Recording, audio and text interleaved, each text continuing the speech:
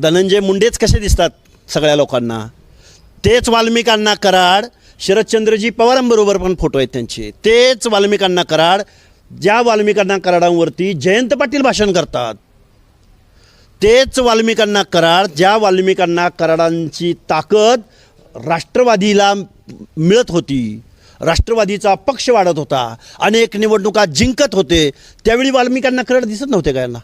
वाल्मिकांना कराड धनंजय मुंडेशी नाव जोडलं म्हणून जातीय भावनेतून तुम्ही वाल्मिकांना आज टार्गेट करताय, किंवा वाल्मिकांना आज तुम्हाला दिसायला लागले धनंजय मुंडेंना मंत्रिमंडळात समावेश होऊ नये म्हणून, किंवा धनंजय मुंडेचं राजकारण संपवण्यासाठी तुम्ही भुजबळांना संपवलं, तुम्ही पडळकरांना डावललं.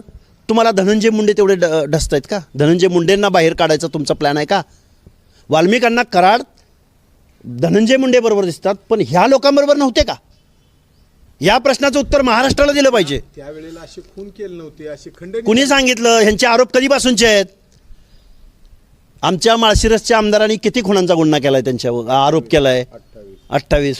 म्हणावं निवडून आलाय, माळशिरसमधल्या लोकांचं काम